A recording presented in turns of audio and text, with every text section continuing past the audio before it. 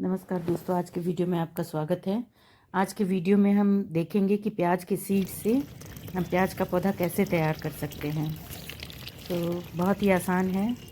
प्याज की सीड से पहले हम प्याज की सीड की बुआई करते हैं, जैसे हम सरसों और बाकी सीड जो भी बाकी सीड जैसे उगाते हैं उसी तरह से प्याज की सीड को भी धनिया, सरसों और पालक जैसे बीजों को उगाते हैं, उसी तरह से हम प्याज की सीड को भी उगाते हैं। ओवरनाइट सूख कर दीजिएगा आप प्याज की सीड को, जैसा कि मैंने आपको दिखलाया है। प्याज की सीड काली काली छोटी छोटी साइज़ की होती है। किसी भी बीज की शॉप पे आप पूछेंगे तो वो आपको प्याज का सीड दे देगा। उसका हम किचन में भी यूज करते हैं। कलौंजी जिसे हम कहते हैं वो प्याज का सीड ही होता है। तो उसको हम इस तरह से स्प्रिंकल करके छोड़ देंगे और ये 15 से 20 दिन में आपका पौधा तैयार हो जाएगा।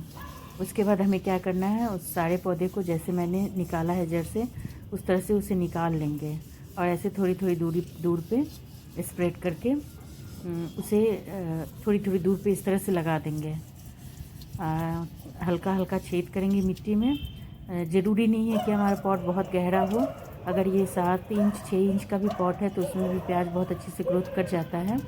और इस तरह से पहले मैंने होल कर लिया है और उसमें मैंने थोड़े थोड़े दूर पे होल किया है। कम से कम इतनी दूरी में होना चाहिए कि एक प्याज का पौधा जितना जगह लेता है, जो साइज़ होती है प्याज की, उतना ग्रोथ करने के लिए उतना साइज़ होना चाहिए। इसकी बुआई भी अगर आपने कभी धान की पौधे की बुआई देखी होगी तो करीब करीब ये उसी तरह से इसके भी पौधे की बुआई होती है। इसी तरह से इसी मेथड से किसान लोग जो है खेत में बीज लगाते हैं। तो पहले हमें क्या करना है, उसका एक जगह पे सीडलिंग तैयार कर लेना है।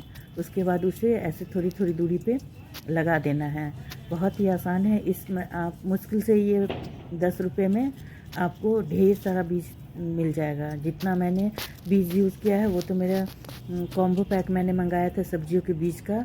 जब लगाया था तब मैंने आपको दिखाया भी था वीडियो में कि मैंने कैसे लगाया था इन सीडों को। ओवरनाइट सोक कर दीजिए। सोक नहीं भी करेंगे तो बहुत छोटी साइज़ की इसकी बीज होती है, जर्मिनेट हो जाता है जल्दी। तो उस तरह से जर्मिनेट हो जाने के बाद जब पौधे की साइज़ इतनी बड़ी इस साइज़ की हो जाए जितने बड़े मैं लगा रही हूँ, तो उसे उस जगह से निकाल कर दूसरे जगह पे जहाँ उसे थोड़ा स्पेस मिले उस जगह पे हम इसे ट्रांसफ़र कर देते हैं। और मैंने पहले ही बताया पॉट का साइज़ कोई बहुत बड़ा नहीं होना चाहिए। आप इस तरह से भी प्याज लगा सकते हैं। प्याज से जो प्याज उगाया जाता है उस तरह से भी उगा सकते हैं आप प्याज।